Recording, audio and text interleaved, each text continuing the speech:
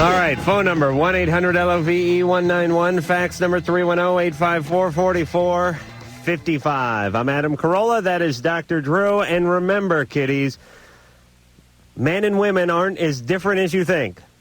Right.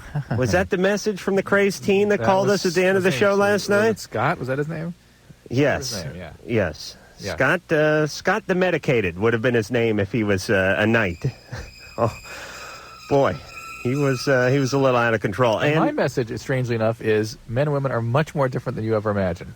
All right. Well, there's where you're wrong, because Scott, the medicated 15-year-old, knows far more about you and the workings of not only a woman, but this big land of ours. You understand, Drew? I got it.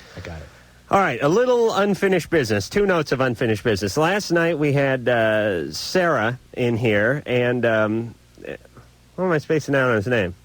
Ashley. Oh, yeah, sorry. Because it's a chick name, that's why. And he's so much man. Ashley Hamilton and Sarah Buxton was in here last night from Sunset Beach.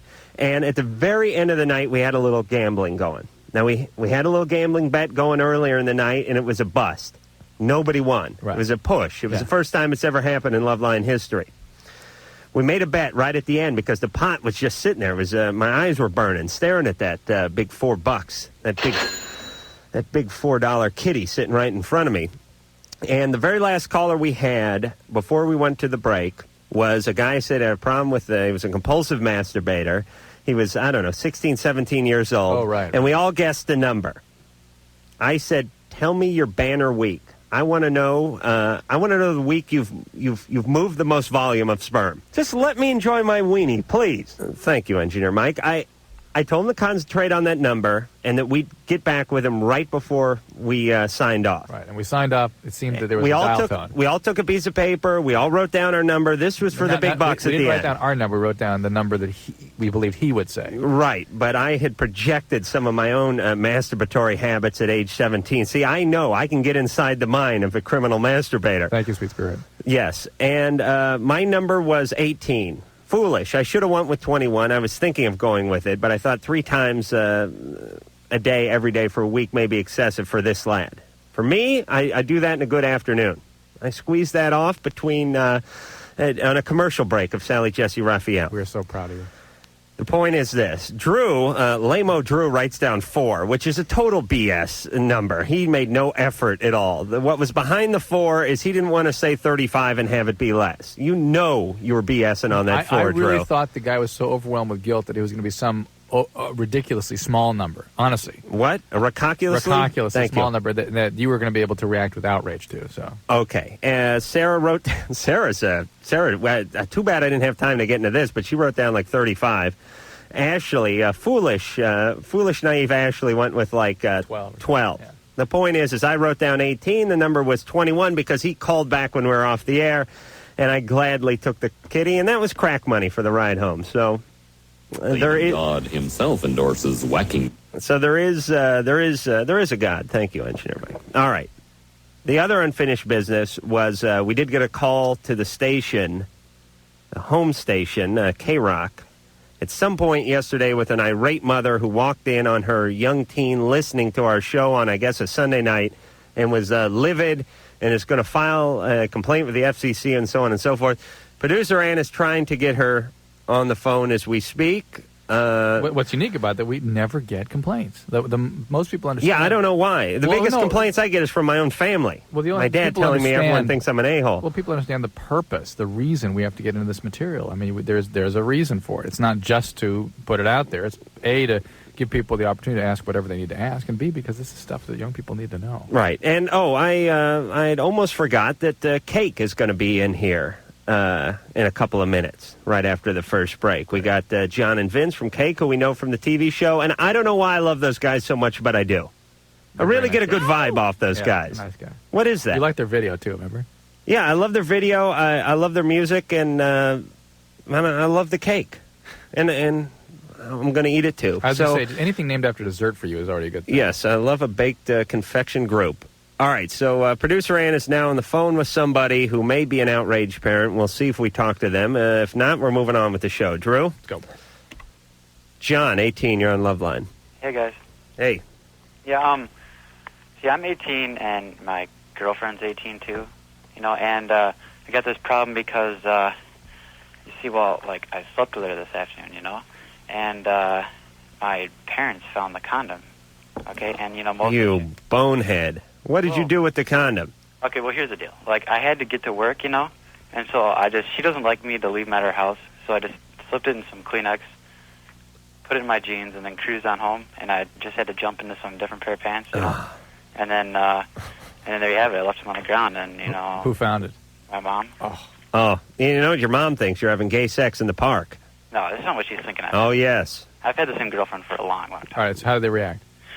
Well, my dad was the one who was talking to me. And what did he say? And he was saying how I, like, violated their trust, you know. How 18 are you? You just turned 18? I've been 18 for a few months, you know. I would think most parents of 18-year-olds should be. He's 18. He's getting laid, and he's using a condom. Using a condom. They should be so thankful of that he's doing. Yeah, we always do that. But I mean, that's the point. But here's the angle I would work. The only reason you caught me is because I was being sexually responsible. I know. But here's the angle that they're playing is that it was at their house. Hold on, they don't need an angle as parents, by the way. Here's the way they're going. It's at her house, and they're saying that it's, like, incredibly irresponsible to be at it. Disrespectful. They just don't want me to be alone with her. And they say that if they don't have a complete, like, trustworthy, and I, like, promise that I'll never be at this house or her house alone with her, that they're going to, like, call her mom and, like, make it so that, like... Well, all right, John. They're just being good parents, John. They're just being paranoid. No, they're not being good parents. No, because now, let me explain why they're not being good parents. Because he's going to go try to jump on her on some freeway off-ramp and get shot now. Because they can't do it in his bedroom. John. It's disrespectful to both sets of parents to do it there. You know, I mean, I understand they want to at least keep containment of their own. What's supposed to do, pitch a tent in the neighbor's yard? Listen, a parent's job is to keep things as structured as possible and not make things like this easy. We've never been allowed in my room. Not make things like this easy. It's a couple of 18-year-olds having consensual, responsible, protected sex. Is your girlfriend 18? Yes? Yeah. All right, John, just out of curiosity, what brand of retarded religion do your parents subscribe to? That's just, your average Protestant religion. Uh-huh. Okay. All right. Well, listen, here's the situation. There's no going back. Mm-hmm. Your parents can talk to you all they want, but unless they confiscate the penile, there's no going back. Once you take an 18-year-old male and an 18-year-old female, and especially the male, and you get the balls rolling, as it were, there's no cutting off sexually unless someone is incarcerated, and even then you'll poke your penile through the bars. Well, here's my main problem, is that I don't want to, tell them that I'm absolutely never going to be alone with her, without some sort of chaperone, because I'm just not going to. They're forcing you to lie, John. That's why you have to lie. Yeah. You've done nothing wrong. Or maybe to get on with your life and establish some independence. I mean, it is time. You're 18. Go away to school. Whatever. Get out of their home. Yeah, don't you watch any of those cowboy movies when, the guy, turns 18 and he has a few belts of scotch with pops, and then they get in a brawl, and then they hug and cry afterward? That's what you need. You need to kick your dad's ass. Yeah, I think so. Yeah. He's a big guy. I don't know. With a weapon. No, John, seriously, you need to look these guys in the eye and you say, listen, I appreciate what you're saying, and I appreciate why you're doing it. Right. But the deal is I'm in love with this woman. We're both adults in the eyes of the law. We're being responsible. There's no reason why we have to stop this, and we will not muss up your comforter. I'm not sure there's an 18-year-old on Earth that can actually do that. No, but if that's total BS. You're exactly right. If there is, it'd be Are great. you kidding? And he may be forced to. All right, you wait till your folks leave town. You screw like rabbits. Right in front of that big crucifix I have hanging over the bed. The point is, John, he doesn't really have a problem per se that we can address. He's got a management issue with his parents and their expectations of him, and the fact that they seem to treat him like a child. Management issue. Well, they have to figure out how to manage the parents' feelings about him. The fact that he's an adult now. Right. That's what he's trying to manage. And the fact is, time for him to behave like an adult and get the hell out of their house. Mark, 30, you're on Loveline. Hello, good evening, gentlemen. Hi. I have a question primarily for Dr. Drew. Yeah. I am diagnosed as having manic depression, and I'm on a couple of medications. And I know these medications are causing a problem with maintaining an erection and also with delayed orgasm. and I talked to the old shrink about the problem. And most of the so-called serotonin reuptake inhibitors are associated with this. One that is not as much, as frequently, as something called Serazone. But the Prozac and the Paxil and the Zoloft and Luvox, etc. Well, and I would definitely say if you cannot maintain an erection, that is a definite orgasm delay. Yeah. Absolutely. Could be the next week. So, Mark, what's the question, actually? Mark, how long does it take you to climax? Let's see. It varies, but it takes a lot longer. And it's rather painful when it finally does. Oh, it is? Yes. It's like you're passing a golf ball or something? Exactly. And what's your partner think of this delay? She's getting frustrated with the maintaining of the erection. And Mark, what is your question for us? Well, basically, do you know of any medication? What? Sorry. Drew's allergic to sex talk. Do I know of any medication that what? Any medication that's not going to do this. As I said, which one is it? Which one's you on? I'm on Effexor and another one called Depakote. Yeah, well, the Effexor is the one that's probably responsible for this. And Effexor is sort of a unique class. It's venlafaxine is the medicine. It has serotonin reuptake and adrenergic effects. It's probably the serotonin reuptake inhibition that is the cause of the erectile dysfunction. And there is one of the serotonin reuptake inhibitors called Serazone that is less likely to cause this. So you might talk to your psychiatrist about that medicine, okay? All right. Serazone. Will do. Thank you very much. But he may not be able to take off the Effexor because that's a unique medicine. You may not be able to replace the effects of that drug completely. Well, perhaps the penile implant. Hello, Cake. How are you? We're fine. How are you? Good. Let me just continue my penis thought for one moment, and then we'll get right into the cake activity. Drew, when we had Larry Flint on here a couple of nights ago. I heard about 5 minutes of it. As you know, he's paralyzed from the waist down and a little bit from the neck up, too, but the torso is in great shape. Yeah. No, he's quite a gentleman and a scholar, this Larry Flint, and I asked him quite honestly about how the penis was functioning. Not that I'm comfortable asking old, powerful guys who could have me killed about how their penis is functioning, but it's part of my job. And I know Drew would protect me if push came to shove. Besides, I could always take a guy in a wheelchair before his bodyguards got in here. He said that the penis is working fine now because he had the bladder and the pump installed into the penis. And basically what this is they put a little air bladder, or maybe it's, I don't know if it's hydraulic or pneumatic. What is it? Hydraulic? Does it use fluid? Water, yeah. Oh, it uses water. Yeah, it's liquid. And they put the little bladder in the penis, and in the testy, they put the pump. Just like the little pump the doctor uses to check your blood pressure. There's another one that pumps at the tip.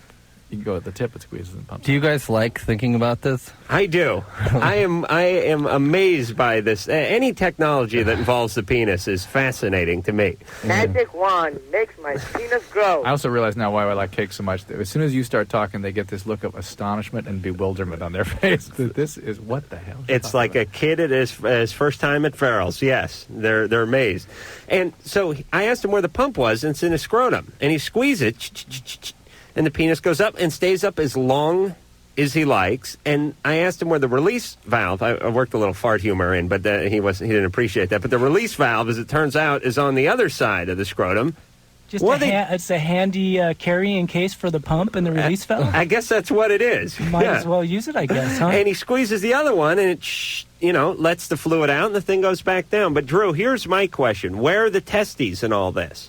Where are they? Are they there? They're there. How do you know you're not squeezing on a testy? And how do you think? Because that would hurt. There's a high degree of pain involved? Yes. He's a genius. Yeah. He's an absolute genius. All right, so you guys, let's do a little plug-in here for just a second. 17th hour, we're past that. On February 5th, which is way too many days for me to be able to calculate what night that is. Who Do you guys know? 2 weeks from Saturday? That's at the... No. Is it 14th a Wednesday? Oh, wait a minute. This is in Anchorage. We're not in Anchorage. Are we? I don't know. No. So screw that. February 7th, however, they will be in Sacramento at the Memorial Auditorium. That's correct. And what about more dates for us to plug in other parts of the country? I don't know. I'm going that's to a Europe, big show. actually. Yeah, the 7th at the Memorial Auditorium. That's been out of commission for at least, how many years? 10, 12 years? It's a beautiful old brick building. They don't care. They're just talking about penis pumping and stuff. Oh, that's right. So I think Rat was the last band to play there, as a matter of fact. Yeah, right. Probably something like that. And just concluded a 10-minute conversation with our critic. How'd that go, Ann? Look at that push. The woman that called in and complained to the station? Yes. Yes. What did she say? She hates us. All right. She's very concerned about what we broadcast on the air. Okay, and I'm sure she's open to a healthy debate? Yeah, she has a lot to talk about. No, she's not. She doesn't want to talk to She wouldn't come on the air. She doesn't want to talk to either one of you, period. All right. Well, she talked to me, somebody from Cake. Let me call her back and ask her. Yeah, because I could probably act as an intermediary between the two forces. You could be like the Kissinger on Loveline. I think I could. You could act as a bit of a buffer, a liaison between the harsh reality of Drew and myself. And you could say, what I think the boys are trying to say is... and. All right, so Cake's doing great. Fashion Nuggets, the name of the current CD, the second CD, and we'll... why don't we hear something off that? Why don't we hear The Distance, just so everyone knows who's listening can go, Cake, The Distance, that band. I knew I liked them. I love that song. You have it, Engineer Mike?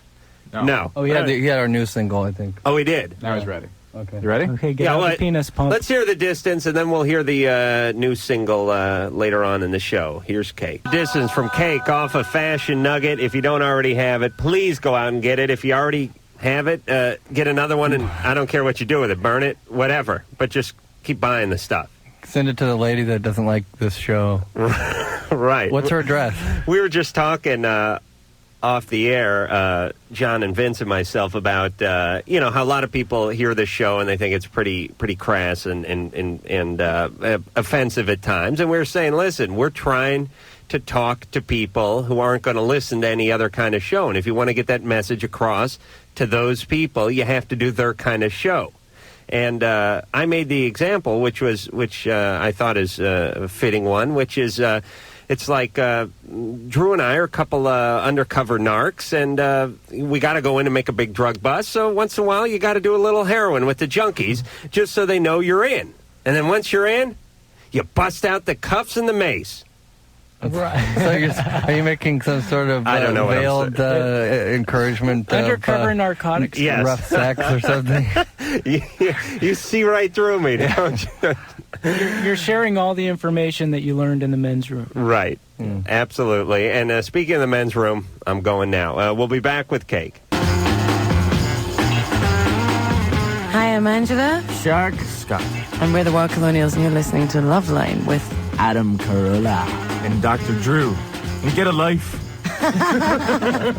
They're having a good time, those Wild Colonials. I like those Wild Colonials. Nice people and good musicians. They're so wild. They're wild and they're not really colonials. Well, they are in their home country of, where are they, Ireland? They were scattered around, actually. Only one was Scottish, I think. Oh, okay. All right. The troublemaker. Yeah. The drunk. All right. We're here with Cake. It would be John and Vince, and they have a CD out called Fashion Nugget, and they're going to be at the El Rey Theater tomorrow night, but you can't go. And we don't even have any. And this is not a tease. We don't have tickets for passes for the first call or anything like that. You're not going. Go away. You can listen to them. We don't like you. You can hear their next single when we play it later, but you probably can't go see them at the El Rey Theater tomorrow night unless you're ready to put out sexually.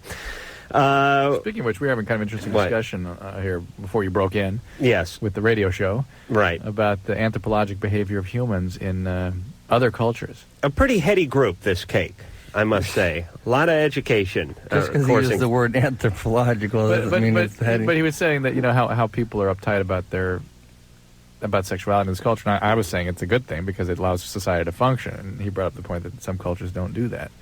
Well, there's a tribe in Borneo that, they all live in a long house, which is basically this long structure made of straw, and it's, with thin walls in between the families. And when the sun goes down, everyone goes to bed, and when everyone goes to bed, people do what people do when they go to bed. And uncles cheer each other on, and it's. Are people having sex with their own family? No. They're having sex with their wives or whoever. But it's a public event. There are people around that know them that are enthusiastic about what they're doing, and they're not trying to hide what they're doing. The kids are, the kids here. Yeah, of course, the kids they're all in one room. It happens, and it's And anyway, they wanted they should get some American television over there or something. They offered my anthropology professor. They offered him to add a section on for him to live with them too, and his wife was going to be flying in, and he said, "No, I don't think my wife's going to go for this." So they built him a separate hut, and so that they could have sex in peace. But the thing is, I was thinking that maybe our sort of Western culture needs all the perversion and all the feeling of badness attached to sexuality, so that I think a lot of people wouldn't be turned on unless they felt like that it was something sort of... Yeah, it's spank me, I'm naughty, I'm dirty. Right. There's my theory with sex and as it pertains to younger people is the same as my theory with drugs as it pertains to younger people, which is when you're 15 or whatever, you rebel. I mean, when you're a teenager, you automatically rebel. It's a hormonal thing. You can't help it. If there's a sign at the museum that says "Do not touch," you touch. If it said "Please touch," you probably would thumb your nose at it. And when we say to people, "Don't do this drug," "Don't try that," "Don't have sex," "Don't masturbate," or "Don't whatever it is we tell them not to do," that makes it real exciting and alluring, I think. Yeah, and they think they have to grow, they have to individuate. They have to become individuals and with these interesting there's a balance that they've done all on their own. There's a balance to strike. So if you really try to hold your kid down, they climb out the window and screw everyone in the neighborhood. That's the thing. I say leave the window open a crack so they can just get out and hump the neighbor. That would be my compromise. One neighbor as opposed to the whole neighborhood. Right. Yeah. And perhaps the dog if it's chained up in the back. Amy. Hello? 16. You're on Loveline with Kate. Hi, guys. Hey. My problem is my boyfriend is living with a foster family, and in this family, it consists of quite a few teenagers. One of the girls in the family, who he considers his quote-unquote sister, is or was a friend of mine. How long have they been brother and sister? He's been living there for probably about 4 months. Okay, so before that, though, they were just... Oh, but they knew each other. Acquaintances. Yeah. Now they're sisters. Now they're brother and sister. Yeah, pretty much. Him and his sister either hate each other or they really, really get along. Well, last night, she got a little too friendly with him. They all sleep in the living room quite often. And she started to probe him, or rather try to give him a hand job. How'd you find out about this? He told me. Alarm went off in his pants. Tried to give him one? What? Tried to give him one? Tried to give him one. When he realized that he wasn't dreaming. Oh, all right, this is his... Oh, okay, he told you. I see. Yes, he told me. Right. She slipped him a couple of roofies in the Bosco before they went to bed that night. When he realized what went on, he was indignant and outraged. Oh. Right. He's not telling you the part about the orgasm. No, he didn't get that far. All right, but that's further than I've gone with him, okay? I mean, so it's kind of... shocking to me. Yeah, I'm sure it is. Now, listen, your boyfriend comes from a pretty disturbed family history. How do you know? He lives in a foster home. Well, you see, all right. Okay, he has all right, wise ass. He has contact with his mother, but him and his mother and his parents died in like a dirigible accident or something. They're rich, affluent people going to Europe. But don't minimize this. I mean, this is a tough situation that he's going to have difficulty maintaining boundaries in relationships. And here he is, an acquaintance of his suddenly becomes his foster sister, and they're sleeping in the same room, and the boundaries are poorly maintained in this family. Everybody sleeps in the same room in the living room. Well, that's just the kids just do. But listen, no. It's just the kids, Drew. Yeah, no. It's not like they all live in one room house or anything. It's not like put like a pedophile clown in there with them or anything. It's just a bunch of kids. They're not teenagers. They're not properly. This is a sex party. What's going on in this living room? No, it's not. No, listen, actually. See, the problem is, okay, there's more to this, all right? He put a quick stop to it, and he did. Once he realized, he was like, no. Once he realized, yeah. He thought he was dreaming at first. He can't tell her mother. I thought I was dreaming last time I got one, too. He can't tell her mother because he's afraid he'll get kicked out of the house. He doesn't know how to act around her, say anything. And she was my friend, and I am mad beyond belief. I mean, I could rip her head off. And all right, it's between him and her. But listen to me, Amy. He's uncomfortable around me. Listen. He's uncomfortable around you? Yes, he's uncomfortable around anybody. Yeah, because he's a very flirtatious person. But and now Amy, he's got this bizarre relationship going, and he's very flirtatious. Yet when he found out what was going on, he immediately put a halt to it. He thought he was dreaming. Look, there's a lot of holes. This guy's story's worse than OJ's. Oh no! Believe me, he's extremely trustworthy. Amy, we have a really. Well, what about the flirtatious part then? Oh, but see, I am too. Okay. We both are. All right, I'm hanging up. That's a hard boundary for a guy to put up. If he's getting, hand jobs, you can't put up a wall, say, hey, this is my space, I'm going to sit on this part of the sofa, and there will be none of that energy over here. A hand job wall. How can you, Yes, we need some sort of a hand job barrier. But why in his case, that's the thing. Well, maybe because he cares about her. I don't know. Maybe he doesn't want random hand jobs if he's seeing really her exclusively. It's kind of a mess, and it's kind of sad. It sounds like it's going to be more of a mess unless they really deal with it themselves. If they go to someone else, and it's going to explode. It's between. Listen. He's a guy. It's not like she's going to kick his ass or anything. He needs to say to his foster. What is it? His foster sister? No, it's not foster sister. Listen, I appreciate the gesture. You never want to dissuade anyone. You don't want to come down too hard on someone who's trying. I don't care if it's a cop who tries to give you the hand job. You don't want to dissuade them too much. But you say, listen, I appreciate the gesture. I don't want to get thrown out. You don't want to get thrown out. I have a girlfriend. Let's just keep it at this. I'm not going to say anything. You don't say anything. But if you try it again, I will say something. But, I mean, it's pretty complicated. Yes. I think that the girl who gave him the hand job is probably, using sex as a means of bolstering her self-esteem or whatever. But she doesn't care that you're her friend. So she's willing to. That's the more difficult issue. Is Amy is involved with people who are disturbed, who are going to have a lot of trouble with relationships, both her friend, so to speak, and her boyfriend. She is going to learn the hard way about how difficult it can be. And they're all living in the living room together. Maintain a relationship with people who've had very disturbed family systems. Get somebody healthy. Stephanie, 24. You're on Loveline with Cake. Hi. I'm married. Mm-hmm. And me and my husband, we, did the sex with another woman. You had a threesome? Yes. Uh-huh. The problem is that ever since then, I'm really attracted to women now. All right. Hold on, Stephanie. We got to go to break. But this is tittillating, to say the least. Not titillating. It's a billboard for it's at least crotulating if it's not titillating. Billboard, for why people shouldn't have threesomes, why people shouldn't screw around with their committed relationships. The outcome is totally unanticipated typically, and most relationships don't survive this kind of crap. All right, Drew is completely off the mark. And this is aside from what our culture thinks. It's just a pragmatic reality. Don't point at the guests, please. The culture wants to see a 12-month calendar. Well, I thought you were going to say it's a billboard for Guess jeans, because our culture has very different impulses pulling opposite directions. All right. We got to go to break. Perhaps when we come back, John will pull up another anecdote about a sociology professor stayed in Cancun or something, and we'll tackle this hard-hitting question after this.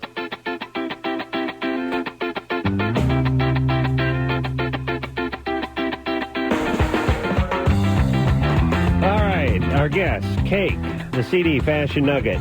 John and Vince are in here from Cake, just talking to Vince about the horn, because as many of you may or may not know, I played a little trumpet too. I think we ought to get you to do it on a television show. No, Drew. Yes. I played the sax in here with Big John Popper from Blues Traveler, and just surprised the hell. Made many a convert out of the Loveline listeners who thought I was so much clay sitting here in front of the microphone. They didn't realize I had skills. But my dad played the flugelhorn, much like Chuck Mangione. That's what he played. And he played professionally for a little while, and I played like beginning band when I was in 7th grade. Tenor saxophone? Yeah. I played a little sax and the trumpet as well. And I was just... One time, there are two things that reminded me, because you're talking about keeping the lip in shape and just pulling out the mouthpiece and, keeping it going. Yeah. And one time I did two things with my dad's mouthpiece.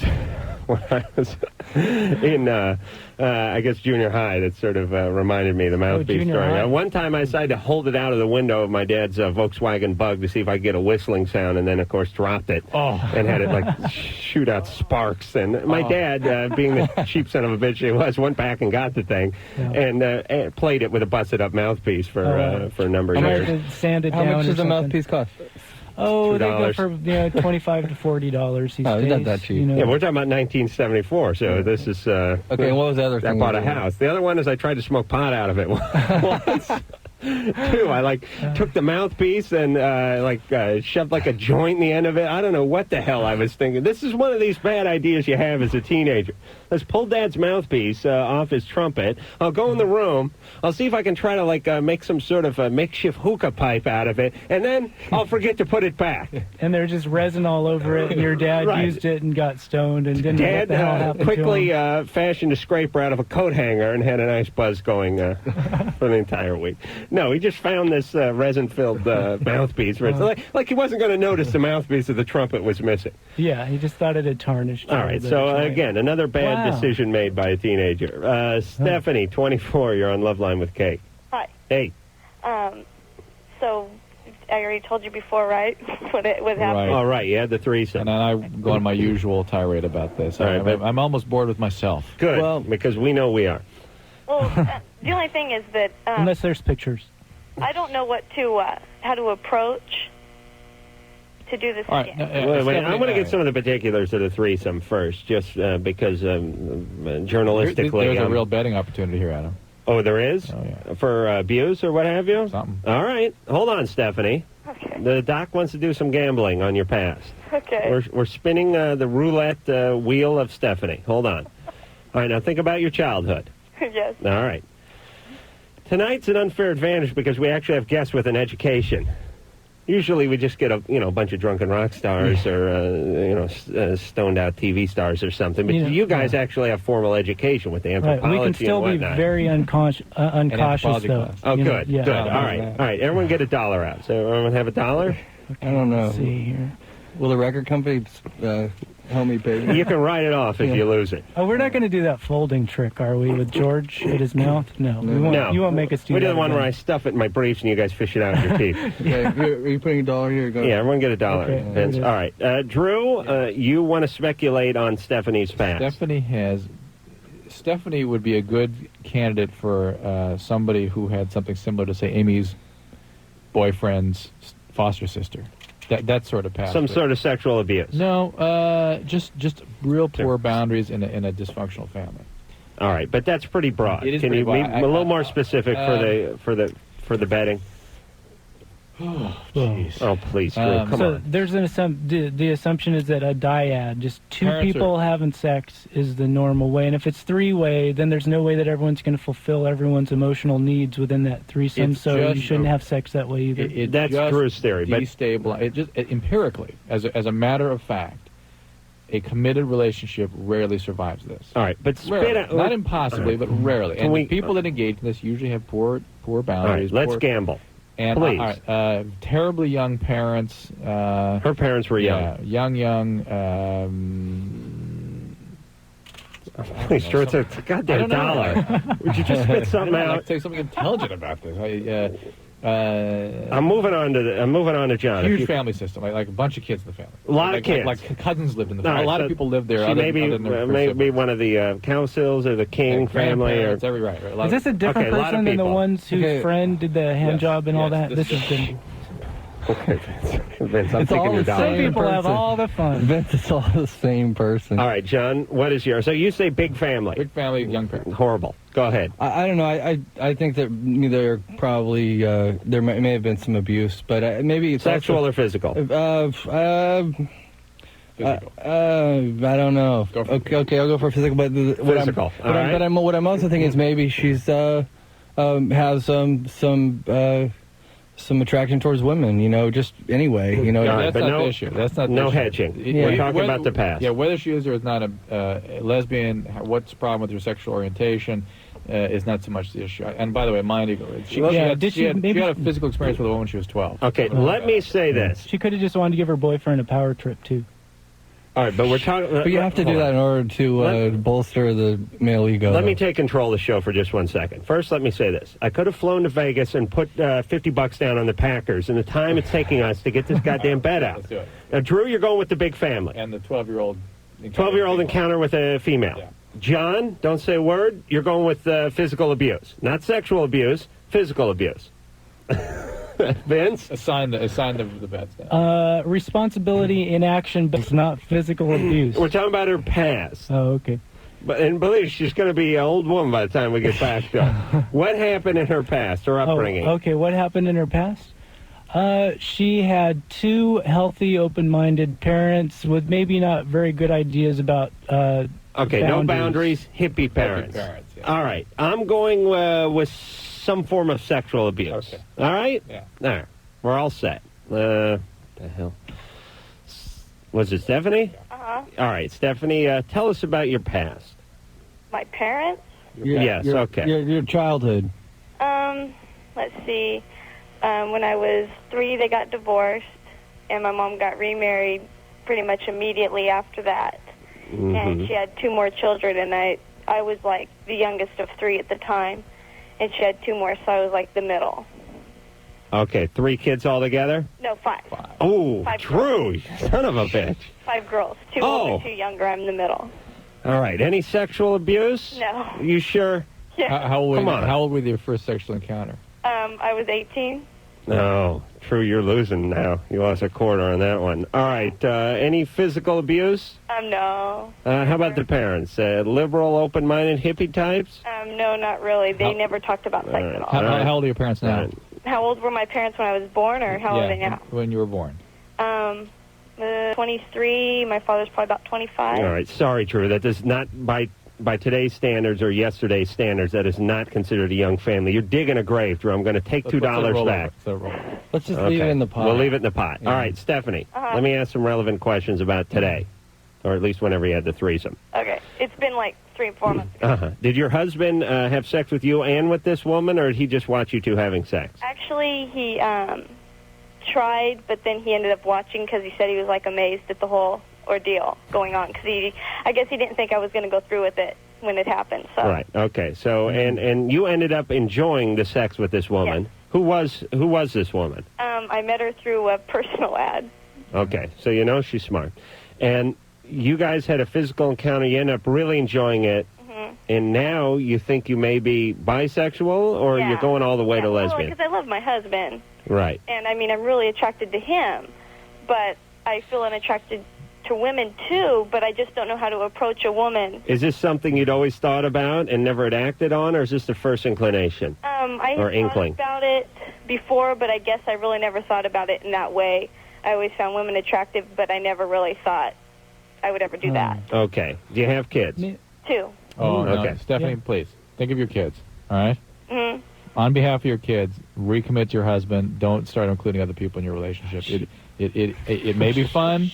If you were 24 and unmarried, it's not a bad idea. It's not a terrible thing, but you have kids, and that's your priority. A stable family system is the essential element here. You start bringing other people into the relationship, this marriage is going to be in jeopardy. All right, Vince? It's saying no, so you're saying like no sex for recreation. She did include her husband in this, and maybe he doesn't feel quite right about it. Maybe he felt really even lonely and left out when it was going on. But maybe she just, if she's going to do this, she needs a sexual recreation. She needs to pay the person that's coming in to have sex. Right, with but her jungle gym is in her man's shorts, is what Drew's saying. That's where the rec room is. Wait a second. You're in love with your husband, right? Yeah. I mean, It's just a qualified. Yeah. Why not? What kind of thing? It's a qualified yes, Stephanie. Yeah. Why did you get married? Huh? Why did you get married? Why did I get married? Yeah. But because I loved him. All right. Drew, maybe they're so incredibly sane and secure with their own sexuality that they're allowed to explore their own fantasies without doing damage. The thing is that we both enjoyed it immensely. Right. And it was just, it was almost like, I don't want to put it in this terms, but it was almost like she was like a toy or something. Right. Okay, that's very interesting. Yeah, but how excited is he going to be when you quit your job and start following the LPGA tour? I don't have a job. I'm a housewife. All right. good. Best to stay away from workers. All right. I don't know it works for them. I'm not sure what the problem is. I'm not sure either. There's been no abuse in the past, Drew. You're absolutely unequivocally wrong on this one. I didn't say abuse. All right, you're just you wrong. said abuse. I was right. I had the big family. All right, you're wrong. We're moving on. Wrong. Listen, where's the pot, smart guy? Have fun, okay? See you later. Greg, 30, you're on Loveline with Cake. Evening, Cake. Evening, guys. Hey. Hello. Last girlfriend I had, who we broke up with in '93, has approached me through, let's just say, mutual acquaintances at a place I occasionally frequent, and... What, are you, a cop? Are you reading your notes? No, but... And has... Had the perp blown you before? Or? Sorry? Okay, go ahead. She got married after we broke up. Apparently, her wonderful choice, her courtship of 9 weeks guy she married, has already stepped out on her. And according to, well, you know, when I talk to people who talk to her, touch with me. Right. I don't want anything to do with her. All right.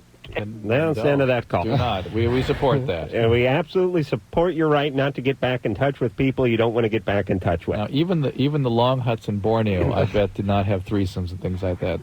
But they probably were obsequious boundaries. They had to keep the relationship stable. Yeah, I think community is important there. Yeah. All right, we will continue. I'm going to be obsessing about this all night. All right, and Drew, you really went through the thesaurus before you came in tonight. My God, I've only understand every fifth word that comes out of your mouth, and that's just the connecting ones like if and and. All right, when we come back, more heady conversation with Cake and the always wrong Dr. Drew.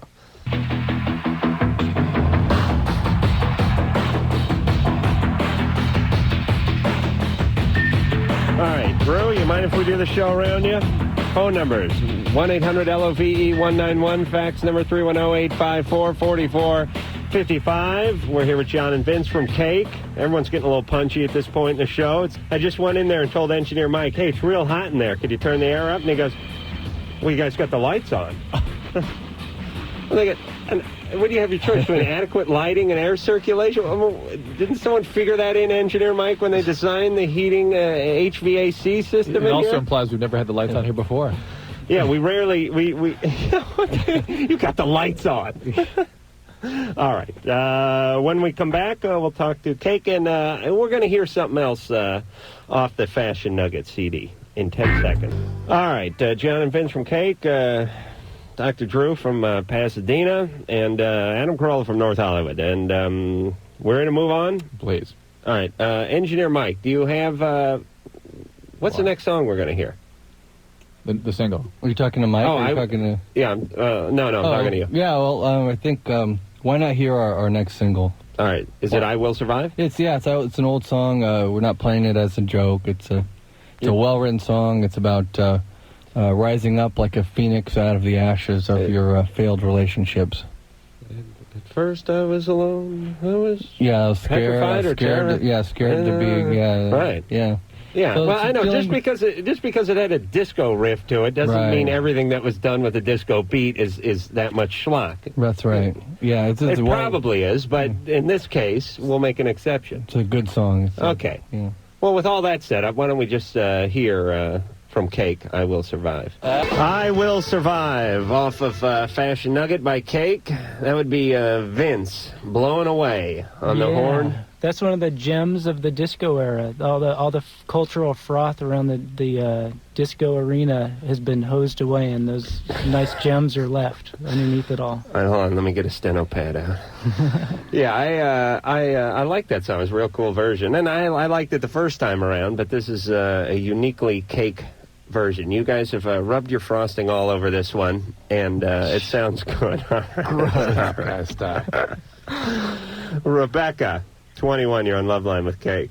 Hi, can I ask Adam a question first? Yes. Okay, I was wondering, would you prefer for people to be religious wackos and not be out spreading disease and making babies and whatnot, I would prefer that everyone be religious wackos, provided they weren't gun-toting, abortion clinic bombing, pedophile religious wackos. Wow. Those are the ones that are okay. And if you're going to be a religious wacko, you have to make sure your kids go along on the wackathon train, because if they don't, they will snap and go out and do the sinning, as it were, Rebecca. When you create a binary environment for your children, they do one wrong thing and they think they're going to hell, and they say, talking about home computers or something, or what? No, binary in terms of like just one thing or the other, and it's either black hell or heaven, black or white.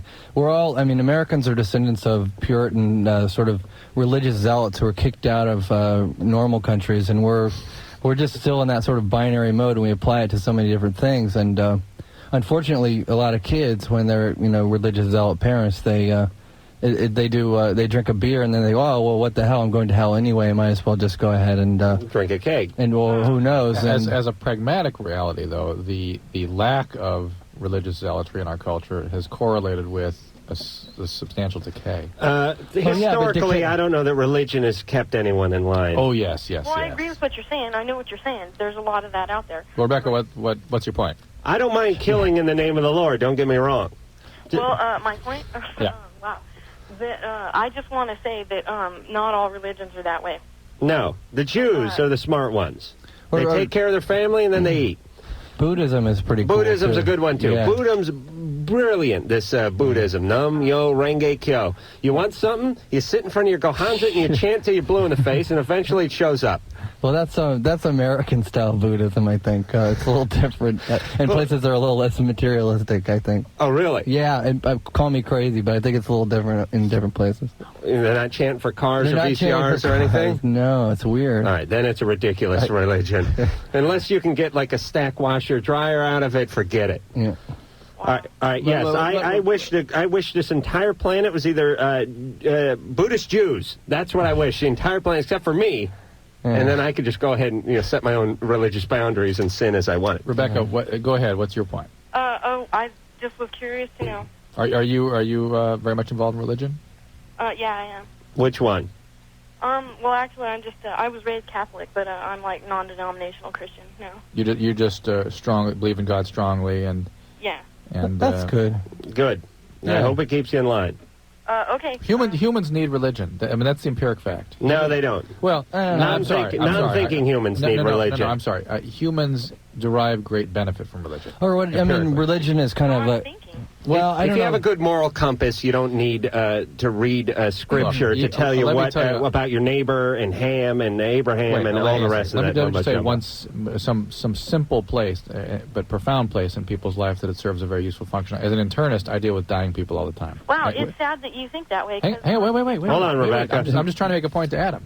That people die all the time when you're in internal medicine. I mean, that's just sure you're killing them. No, you're not killing them. This is where they you're the final resting place. Oh, right, okay. And the people that really deal with the dying process and illness and death, the best are people that have strong religious beliefs. Right. They really do. They fooled themselves into thinking they're going somewhere where the streets are lined with gold, and that's going to make it okay instead of being buried at Forest Lawn. But it helps next to George Burns. I think pragmatically, whatever works. I mean.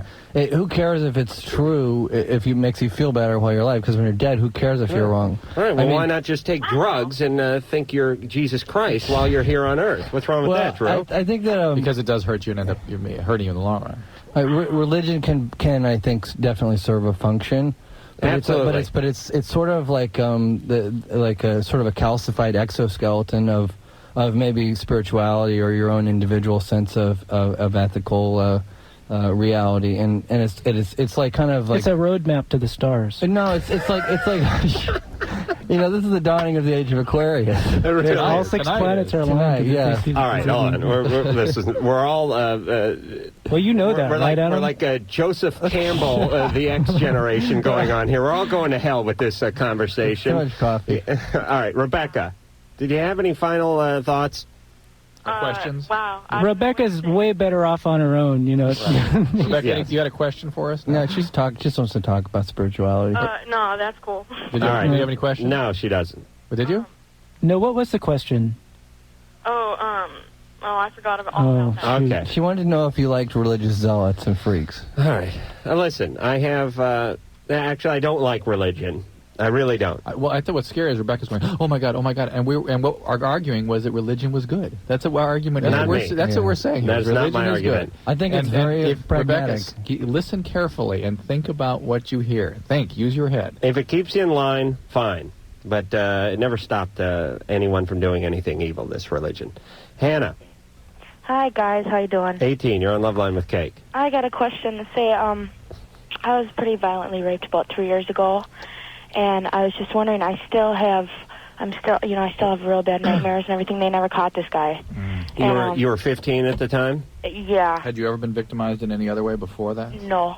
Never? No, never. Never been physically Well, she was violently raped. I understand. I'm just trying to set the circumstance. Hannah. Yes. Without reliving too much of the tragedy, were you like in a park or something, or was this someone you knew? He was a friend of my old boyfriend's, my ex-boyfriend at the time, and I had just met him that night, and I was waiting for my boyfriend to get off work, and we had gone driving around, and I had been drinking and so on, and I passed out and woke up, and all this stuff was going on, and, I tried to fight back, whatever, and he kept just hitting me and whatever. I'm not really sure where we were. All I remember is there were a lot of lights and All right, stuff. how come they've never caught the guy? I really couldn't tell you. I mean, I know that he'd escaped from jail before. He'd been in jail before for who knows what, car theft and stuff like that. And he skipped country, and they found him in Ecuador. And then All right, so he's not around. As long as he's not on the continent. Yeah. So what's the problem now? I mean, are you just having a hard time getting over it, or? Well, yeah, basically. And, I just keep having these recurring nightmares, and I'm always worried to leave alone or be anywhere alone because I'm worried that because his family's here, his friends are here. Hannah, have you had any treatment for this? Well, I was in counseling before this happened, and then I just continued after that. But, I was never in... You're in counseling before the rape? Right. I'm a bipolar manic depressive, so I was having a lot of counseling before and everything like that. So you were a reasonable victim for this guy. Oh, yeah. He knew that you were disabled in some way. Let me explain what Drew's getting at, which he alluded to at the beginning of the call. And it sounds kind of cruel, really, but I'll explain it. Drew has this theory, and it's more than a theory, it's a fact, that people that are victimized usually are victimized repeatedly. And a lot of the people that call in that say they were raped by their boyfriend or their boyfriend's friend or whatever happened at age 15, something happened at age 5 or 6 or whatever to sort of lay the groundwork for the whole victimization thing. This doesn't make it your fault. No, it doesn't make him person. Not a criminal. It makes him a keen criminal. He can sense that he knew who the good victim was, and he went for it. Right, I understand. Yeah. Right. But Hannah, there is something called the post-traumatic stress disorder. Have you ever heard of that? Yeah. Oh, yeah.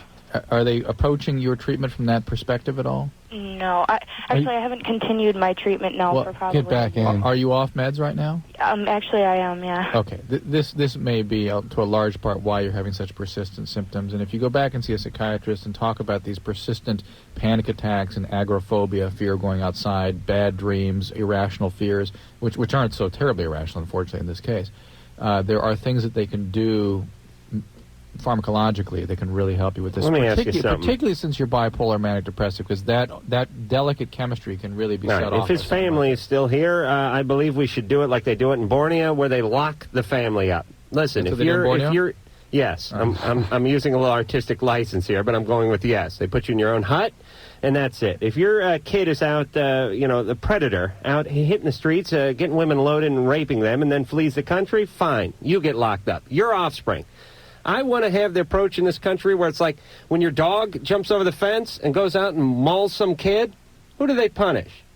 They fine the owner. And when your kid is out raping, stealing cars, and robbing, and perhaps murdering, I say they go to the parents and lock everyone up, like they do in Borneo. Yeah. Yeah. Oh, I'm glad you feel strong. But at about least, this. in Adam, in your fascistic world, at least parents should be required to show that they're diligently trying to contain and treat the sick offspring. Yes. Chain them to the radiator. Well, how do you get sick, though? Probably something to do with the parents. God knows. And, Drew, what is it with doctors? First, I thought it was agoraphobic or agoraphobia. Yeah. Why is it that doctors feel obliged to pronounce every important word their own special way so we think they're that much smarter? How do you say agoraphobic? What did I say? Agoraphobic. Oh, it's agoraphobic. But I'll tell you what. When I was in medical school, there was a guy that pronounced skeletal. Right. And nomenclature. Right, because they're getting $150 an hour, and they better know words you don't, even if it's the ones you thought you knew. Yeah. It's a secret intelligence if you put the emphasis on a different syllable. Right. It's like all these real estate words, escrow and all that.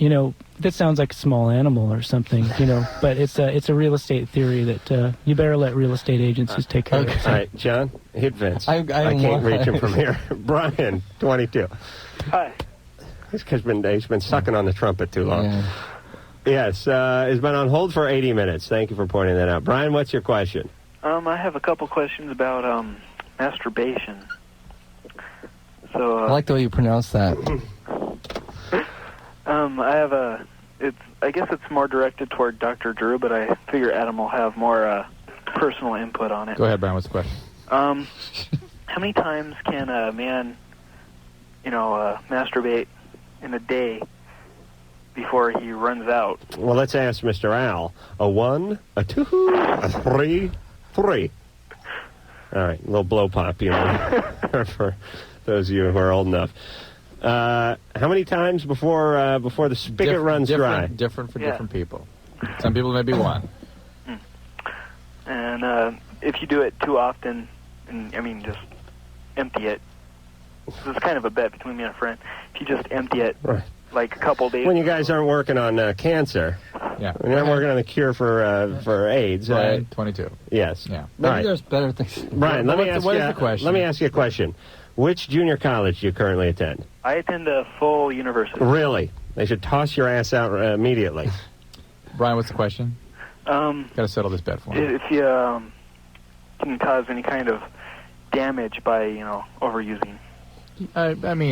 Basically no, but in fact, yes. You can certainly get things like Peyronie's type syndromes. You can tear and rip the soft tissue if you're overly aggressive with things. And there's peripheral damage to the hamper, to the comforter, often to mom's broken heart. But there's a lot of victims in masturbation, not just the penis, Brian. I think that's the message we're trying to get across here tonight. All right, Drew, screw this. This is a ridiculous call. I think he knows the answer. He knows. Don't you think so? He's done some research. Oh, yes. He's got a whole lab going in his bedroom. What is going on? Is this weird energy night? What is this? It's funky energy, but it's not like the dawning of the age of Aquarius. That's what's going on. Virginia. Hi. Hey. Hey, Dr. Drew. 17. You're on Loveline. Yeah. I have a problem. See, I used to go out with this guy, and we broke up. And we stayed friends, so that was really great. He was one of my closest friends. He helped me through a lot of rough spots. But now he'll get, jealous if I don't spend so much time with him. He says that he only needs a little bit of time every day from me, but sometimes it's demanding, and I don't have much time to spend with him anymore. A big problem with us always was that he lives so far away. Now, is he a friend or a boyfriend? A friend. We're just friends. And he just has these needs to connect with you. Well, we did used to go out, but we broke up, and we. All right, that's an ex-boyfriend, you goofball. Check him into some YMCA day programs. How old is he? He is 16. You need to help him create relationships that serve the same purpose for him with other people. He needs other connected, nurturing relationships. Drew's saying stunt vagina. Friends, though. No. I can read him. Oh, Adam, wait a minute. Absolutely. Adam, wait. You're saying you need to set him up so he can get laid. Wait, don't think like a guy for a second, because humans have. Hold on, let me remove my nads. All right. Does it always have to come down to sex? Right. That's the whole point. I know what Drew's saying. That people have needs. He's still in love with her. But it may not be. It may be that he just has a specific kind of connection with her that is genuine and that he craves, and that he could, in fact, that he can establish that, suggests that he could establish with other people. All right. I'm speaking metaphorically with the stunt vagina, but he needs a woman. He needs a girlfriend. He needs someone to caress. Though he's been dating other people, but they're not. The relationships must be not nearly as satisfying for him as yours. Do you think that he did say that he would never love anyone like he loved me? Yeah, he still harbors warm feelings towards you, right? Yeah. I mean, like, maybe warmer than you have towards him. Yeah, but he says he says he still doesn't. He's not still in love with me. He says he's Yeah, well, maybe he's telling you what he thinks, will keep things Virginia, going. have you told him that it's too demanding, too much? I've tried. It's just that he gets angry. Like, we were supposed to get together for Martin Luther King Day and hang out, and I had to cancel plans because we live so far away, and I can't get in touch with him because I'm not driving right now. And Do you guys celebrate Martin Luther King Day, like a it's like two-person, white person march or something? No. Or just you had the day off school? It's the day All off right. school. Virginia, I'm going to speak to this guy. You Yeah, understand? someone needs to. Someone needs This to. happened to a friend of mine, and she just clocked him, gave him a big black eye. Oh, really? Yeah. All right, well, we don't advocate violence. No, that can't happen. That's what I'm saying. So intervention needs to happen, Adam. Right, and I'm just You're the the man guy to to do it. intervene. Yeah. All right, Virginia, listen to me. We're going to put you on hold. Okay. You boys are a witness to the Crown Royal sack that I'm going to slip over the end of the mic. It works as a filter. Did you say sack? It smooths me. It smooths me right out. And we will talk to him, Virginia, and we'll straighten this whole thing out. Okay. And I know you're a little apprehensive, but when we're done, it will all be smoothed over. All right? If it's not, I'm still going to sleep like a baby. All right, so hold on. We'll get his number off the air. Okay. And when we come back, we'll talk more to Cake, Virginia, and you.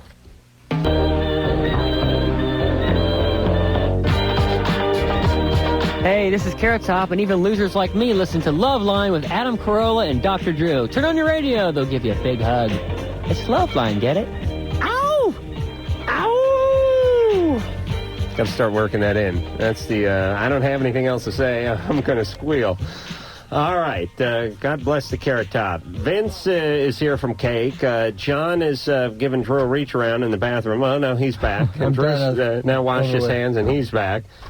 Wait, no, Drew isn't back. No, Drew's standing. Screw Drew. We don't need Drew. We don't need Drew to have a good time here. All right. I was told that Virginia, our last caller's meddling ex-boyfriend, is it's 2 a.m. wherever he is, and he's asleep, and he's got exams tomorrow. So she didn't want to give us his phone number. So here's what Virginia. I'm not going to bother talking to Virginia again, but you need to save him from himself. You need to lay down a little tough love. He's still wrapped up in your web, and what you need to do is just cut him off.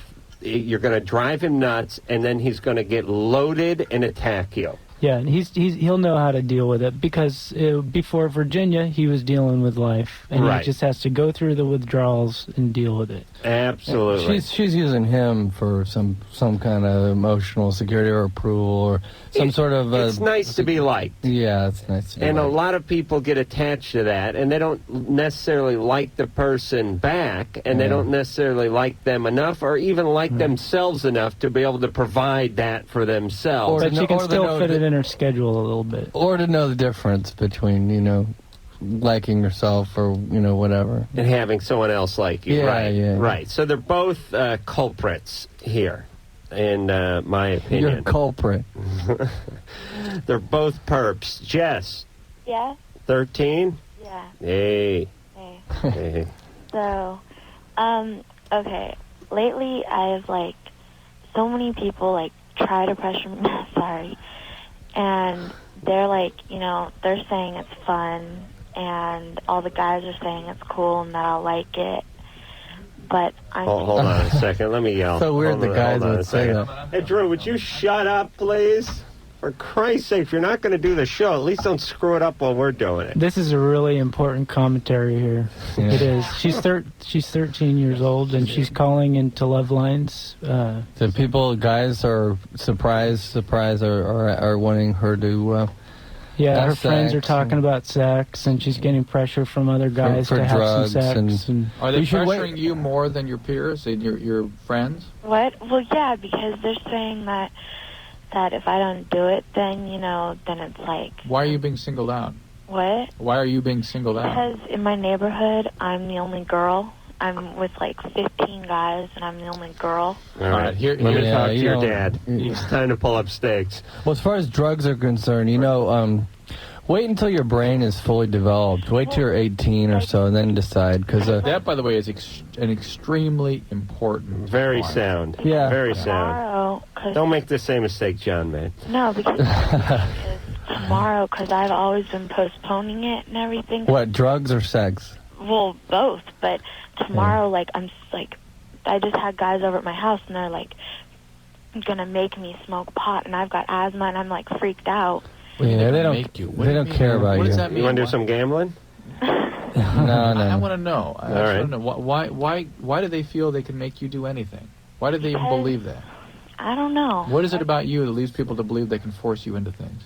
That's exactly. All my friends just say because I'll do anything to make them like happy. Okay. Should we gamble? No, not necessarily. Seriously, this is back to my old adage that people pleasing doesn't necessarily please people. Yeah, well, if you know why. If they're your friends, they don't want you to do something that you don't want to do, or if you say it's not good for you, then... And typically, by the way, we don't know anything about Jesse's family system, but typically people that are really involved in this kind of behavior have an alcoholic parent. Yeah, his dad smokes opium. He gets opium all the time. Well, what about your parents? Oh, my mom's perfect. How about your dad? My dad, I don't live with my dad. Yeah, that's the thing right there. Yeah. And I don't have any sisters or any brothers, so I'm all by myself. Stop. Be careful, because what you're doing is you're needing some male approval, and that's good. But these particular males aren't exactly all that interested in your welfare. They're interested in their penises. So Absolutely. Yeah. I couldn't have said it better myself. And getting approval is nice, but getting approval from drug addicts or sexual predators is not where you actually need to get your approval. And here's the thing, Jess, please be at the leading edge of a new trend that I want to see happen in our world, and that is that young women assert their needs ahead of anybody else's. That you figure out what it is you want and what you need from other people, and you demand that. And you know what? You'll have a lot more friends. You'll be a lot happier. People will respect you more, and you won't get involved in situations that are so destructive to you. Assert your needs, Jess. Do not be afraid to do that. I'm 100% behind Dr. Drew, except for when it applies to myself. All right? I want every woman out there to assert her needs, but if I want something, I feel I should get that. Other than that one exception, and please, I cannot pollute every woman out there, I think we'll be fine. Well, you know what? She's 13, so I think that you should just hold off on that sort of assertion. Give it like another 6 months. 13. You're 13, okay? You know, that's... Yeah, way too young. You're a kid, okay? Yeah. I hate to say it, but, you know... But with really adult themes in her life, she has some adult decisions to make, even though she's 13. You know what I mean? Do not let yourself be manipulated into things you will definitely regret as you get older. Denise. Yes. 35. Oh, thank you. All right, so we go from the chicken coop to the grave, yes? Oh, my God. You want to punch him? What's happening, Denise? Nothing much. What's happening with you? All right, what do you want? My question is, okay, how do I approach this? I got a son who's almost 14. Great kid. I think he's perfect. But if he was to come up to me and ask me if I ever tried drugs, do I tell him the truth or do I lie? I'm laughing already because Drew's going to work his magic. Go ahead, Drew. Work that retarded magic. Right, I'll say my piece first, and then Adam will give you his. And Okay. gentlemen, you see what you think about this. Denise, don't ever lie to your kids. Thank you. That's exactly what I say. But do not answer that question. Just tell the answer to the question is it's none of your business. All right. That's the answer. All Wait right. a minute. Now it's time for role play. No, I can't. Role Hang on a play with second. Let me Dr. finish. Drew. I will play your young adolescent son. Let me just finish the point. The point is that it is one thing that's very clear is that parents who use drugs or who talk to their kids about their drug experience basically are giving an endorsement and a green light to use. There's an extremely high likelihood that if you use drugs or talk about using drugs or endorse it in any way, your kids are going to experiment. Because after all, you did it, why shouldn't they? The message has to be crystal clear that it is unacceptable. And the only way to deliver that message is by saying that and then not discussing it if you did it. When they're 22, discuss it. Okay. Do not lie. I want to... Do not lie. Yeah. And this is just an empiric fact, that people that talk about the drug use, kids have a higher likelihood of using drugs. The only exception I say to this is if you're in recovery and the kids know for sure you were doing a lot of drugs, and then you talk about what you did in the context of the consequences it had upon you. Okay? But you tell your kid they need to go talk to someone else about it. Is that what you do? I mean, because if you can't talk about it that much, you can't get into it that much then anymore and really counsel them if you can't. No, you can't let that out. You have to have a mantra. It's got to be clear. We're not discussing this. It's not what I did. It has nothing to do with things. This is an unacceptable thing. But I love you too much to see you do anything like that to yourself. Period. I see. Also, I mean, one factor. I mean, if your child is interested in his brain's adequate development, you could mention that when you take drugs before your brain is adequately developed, it creates all kinds of weirdness. You know that fried egg thing. Hang on a second. True. Am I allowed to talk? No, not yet. Tell him to wait until he's 18 and then to use as many drugs as he wants. No, wait a minute. You know what, though? You're the first guest we've ever had that has actually known that to be true. I mean, that is an absolute fact, particularly before the age of 15. It has dramatic, permanent influence on brain development. All right, let me explain the reason why. Most of our guests have done the damage early on and therefore don't have the faculties to articulate themselves, like young John, who obviously did not do any damage to his brain. How did you find out? How did you find out about that? I just read here and there. I just think that give it a chance, give the brain a chance to become what it's going to become, and then screw with it. Absolutely. All right, Denise. Yes. All right, you've had a million angles on this one. I hope you're satisfied. Okay. There's a book called How to Say No to Your Kids in the 90s when you said yes in the 60s. Check that out too. All right, Drew, let's do a little role playing now. No. Yes. No, Drew, I can't do it. Drew can't do it. All right, can't do I it. will I'll play. admit it right now. Denise's child is what, 13, and he is going to soon confront her about her old drug use. Right. Now, I will play one of your children, Jordan. All right, I am 13 now. Yes. We'll turn the calendar ahead 9 years. Wow. This is Jordan. It's only 9 years. Jesus. Can't survive it. All right, I've just come home. Yeah. Papa Drew? I hope he doesn't talk like that. The testes have not ascended or descended yet. Papa Drew? Yeah. Oh, okay. Would you answer your son? Papa Drew? Yes. I was at school today, and some of the other kids were talking about marijuana and other drugs, and they were talking about how it was cool, and they were talking about how maybe we should try it, and one kid said that his folks did it, and they were okay. And I just want to know, is it okay? Have you ever done it? Jordan, it is just not okay. It's not okay at all. It hurts people. I know you hear a lot of things about it, but it is a potentially dangerous drug. I care about you too much. Have you done it? It scares me too much to think that you could possibly even do this drug. Because it's something as a teenager, didn't they pressure you to try it? When I was 19, I ate about 4 boiled peyote buttons and stayed up all night but felt no effect. Oh, okay. So you are a Hesha. All right. Have you tried it, Papa Drew? But I think that's the point. You avoid. Have you tried it? Have you tried it? I had a lot of pressure on me to use that drug. Have you tried it? I tell you something. It's very difficult when your peers say it's such a good thing. Have you tried it? All right. You see what a ridiculous notion this is. It's hard. It's difficult. I'm not saying it's easy. All right. All right. Especially when you've got recordings from the past. So the scariest thing, I'm looking at Adam Carolla. Papa Drew? I felt a little gay there. I'm going to have to shower when I get home. All right. When we come back, we'll talk more to John and Vince from Cake. All right. Hold on. Let me finish my conversation with Vince. Training definitely helps and ability. But there is a lot of training involved. Yeah. All right. No, we're talking about masturbating. We're talking about comedy. All right, Cake is here. John and Vince. Drew is here. And here comes John. Is, busted into the room. That's right. Where have you been, John? I was fraternizing with some of the other workers. Eating macaroni and cheese. Yeah. Fashion Nugget is the name of the CD. Is there any unfinished business, or we're ready to take some more calls? Go ahead. Huh? Where are you going? Oh, Jesus. Allison. Hi. You've been on hold for 118 minutes. No doubt. That is... She's pissed. I am. Listen to her. Our screen says upbeat and fun. I'm not too bad, though. I'm a pretty nice person. Really? Right. You're 24. What's your question? You're holding back your aggression. Yeah. Tell me about it. Anyway, well, I have this friend of mine. He's a really good friend, Mark, and I've known him forever. And we're all out of college, and we're kind of just hanging around. And my other friend, Feedy, we're always together. The thing that bothers us is Mark is always constantly bragging about how big his penis is. And he, gives us hints You know, like one time he grabbed the gear shift in my car, and he said that's about right.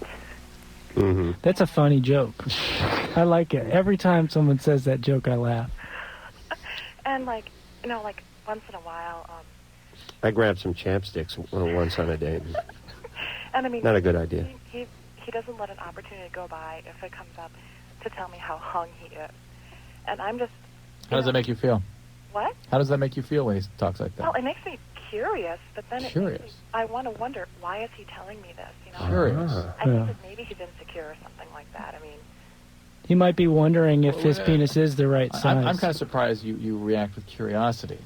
Well, you know, maybe he's working. You know, his plan is it's coming all right. I think that's the point. Yeah, Yeah, he's established. If you can establish enough, much of a aura around the genitalia and curiosity. How about building skyscrapers? That would establish just a whole cult of it. He wants to know. How's his life going? Are things going well with his life, or is he needs his penis right now? It's a kind of a security penis. I mean, I think our lives are just kind of at a standstill because we're all pretty much fresh out of college. Do you have an interest in him at all, other than pure curiosity? No, I don't know. Well, he's a friend, right? And you wish you wouldn't stop. You wish you wouldn't talk about his penis so much. Well, I mean, I guess we're all pretty open. I mean, that's just... Can you speak about your labia? Well, no. So I would think you'd think Okay. it was peculiar, and you'd feel kind of violated and maybe even demeaned by that kind of talk.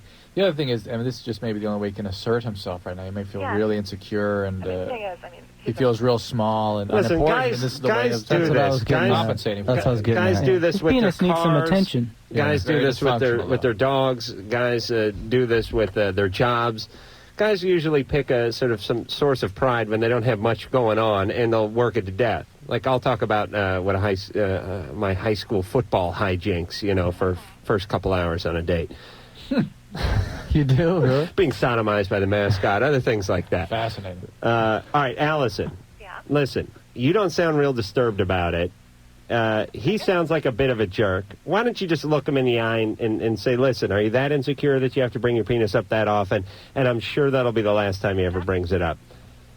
All right, I don't know where to go with this. I think comments about the labia would do it. That would be sobering enough to hear about some of the Absolutely. labia over and over and over again. Open up the glove compartment and say, that's about right. Yeah, or when there's a 18-wheeler in front of you and the mud flaps are going along in the wind. Just point at that and go, yeah. That's Isn't it about bizarre it. how much- Even with the silhouette of the busty chrome chick and the It's whole really thing. wild how much men need to talk about their junk. Yeah, but you realize how comforting that does, how really empowering it does make you feel to say those words. When you go home tonight, say, oh yeah, that's about right, and see how good you feel. Yeah, he's just enjoying himself in the company of some good friends. James, 15. Yeah. You're on Loveline with John and Vince, the Mud flabs. Vince, the mud eclectic warrior. I'm bruised over here. Yeah, my question is mainly for Dr. Drew. Yeah. Oh, good thing. But you guys go and put your 2 cents in Go on ahead. it. Well, my girlfriend's pregnant. You're 15? And, yeah, How old is she? same age. How far into the pregnancy is she? 3 months. What are you guys going to do? We're keeping it. You going to get married? Yeah, hopefully. I gave her a promise ring a while back, and Good. Why don't you give her another promise ring, the one that promises that you'll get a job? that's what I'm working on. But my main worry is this feels like the relationship's going apart. I mean, there's no more really sex there. It seems like her sex drive's died, and just wanted to have some... Talking about two 15-year-olds. Well, listen, you're no longer in the in the prime of the relationship. That 12 and a half, 13. Sure, it was all flowers and candy, but now you've both reached a more mature age You're in of the 15. September of your You're in the years. September of your years, and it's time just to settle in, and you take up painting. Listen, James, you're both 15, and she's pregnant and freaked out. That's why. It's going to take away some of the allure of the sex, I think. Well, both phenomena can take away one's sex drive. A, freak out, And B, just pregnancy itself. Some women lose their sex drive during pregnancy and after pregnancy. And James, I'm going to put this stern warning out to you. You are a prime candidate for the Adam Carolla Genitalia Collection Program. Him to the head of the line. You've moved right above Slash on the list, and there'll be a representative coming to a town near you soon, so be prepared. Okay, but she's not really all freaked out about it because it's coming as a good thing yet. It's a good thing? Yeah, her mom don't know where she's going to live, basically. What's her mom have?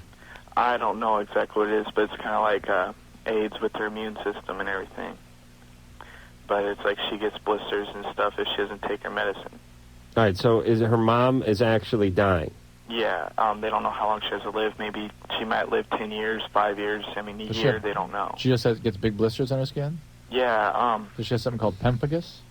I don't know exactly what it is. I never really sat down and talked to him about it. It wasn't really none of my business. Are these blisters in her mouth, too? I don't know. She gets them on, like, her face a lot, and I guess in her genitalia. All right, so the good news is she'll get to raise the grandchild single-handedly for 15 years before she dies. Yeah. And then she'll get to take that to her grave.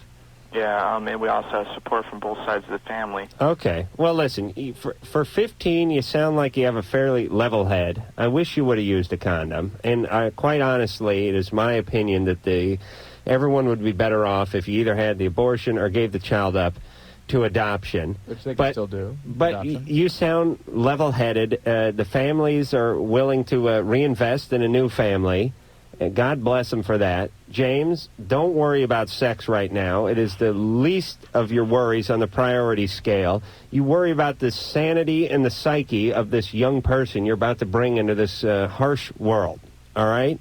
Take care of the child and hopefully instill enough values in the youngin so that they don't become pregnant at 15 or a father at 15. All right, James? Yeah. Look after the kid and be real good to your girlfriend because she's going through a lot of changes right now. All right? You got to be a man.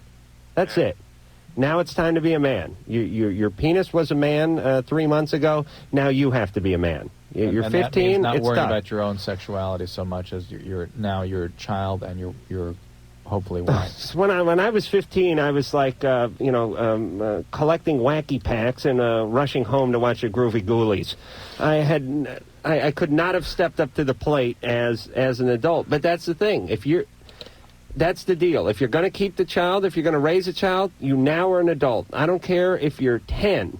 The second someone younger than you pops out of someone else, you become the adult. It's a whole pecking thing. You get bumped up to adult status. They are now the child. Yeah, I mean, or adoption. You know, if you can't step up to the plate, that's, adoption's a wonderful alternative. Yeah, there's a into lot of people that are looking for children. Right. Yeah. They'll even buy them. Yeah. Drew sold a couple of his kids before he finally chose the ones he was going to keep. Drew? No. You don't want to talk about that? No. Okay. Leslie. Hi. 19. You're on Loveline with Cake. Hi. My problem has to do with my mom. Like, she wants me to be an eternal child all my life. And I don't like that. Because, I want to bring up the subject about it to her, but she's suicidal, and I'm afraid that I'll freak her out or something. How do you know she's suicidal? Because not even a year ago, she attempted suicide. This is how she keeps you locked in this dance with her, right? Yeah, She manipulates I guess so. you into, well, that's what you don't want to be a child? Time not be a child. I don't want to... it's time to start being an adult to her mom, maybe a mother to her mom, but if she's ready, she needs to maybe give her mom small gifts or something And like it's that. not about talking about it. It's about making it happen. Did she seriously make a legitimate attempt on her life, or was... I had to come home and clean up the mess. Because you were somehow individuating from her? That's why she did it? Well, see, I try to be my own, I mentioned moving out, I mentioned signing up for my own classes myself, doing my own tax returns myself. Wait a minute, this doesn't sound like such a bad deal. Well, I know, but it's just, I need to learn how to... God forbid one of my lazy parents get involved with my life and start doing some tax returns. What do you mean? She went and signed up for classes for you? Yeah. All right. And like everything like that, and I want to do it all myself because I'm going to have to learn it eventually because I want to go off to a university. Right. Wow. Okay. Yeah, her mom has a great opportunity to go off and lead her own life now.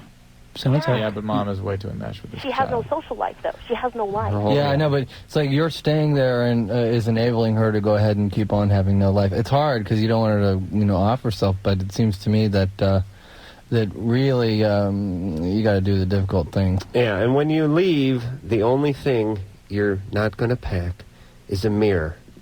And she's going to see herself in that reflection. And okay. Yeah, she's got the mom's got to have some kind of strength. Yeah, sure. But Leslie, tell her to get counseling. She needs therapy. Oh, well, she is seeing therapy. Yeah. Well, Have a maybe you can have a group. conjoint, yeah. Go in there with her and talk about it. Yeah, go in for a series of conjoint and start slowly to actuate this plan you have because the plan is a good one. All right. Try to do it. What? A group session thing, and she wouldn't have any part of it.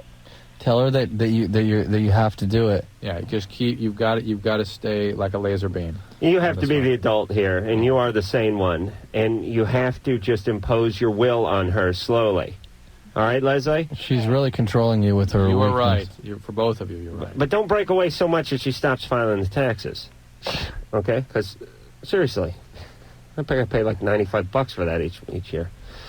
All right, out of time just about. Just enough time to say goodbye when we return. All right, John Vince, thank you very much. Hey, thanks for having us on, especially on the night of the dawning of the age of Aquarius. Yeah, I'm looking All forward 6 to it. planets are in line. Yeah, right you now. guys were a breath of fresh air that blew right through the Loveline studio. Speaking of blowing air, hold on a second. All right, I just flew it. All right, Fashion Nugget is the name of the CD. I urge you to go out and get it and buy one for your friend while you're there. Drew, any last words? See you next time. Fine. And until then, I'm Adam Carolla for Dr. Drew saying mahalo. You've been listening to Loveline. The opinions expressed on Loveline, especially by Adam Carolla, are not necessarily those of the staff, management, or sponsors, or even the character voices. Loveline, produced by Ann Wilkins for Westwood One Entertainment.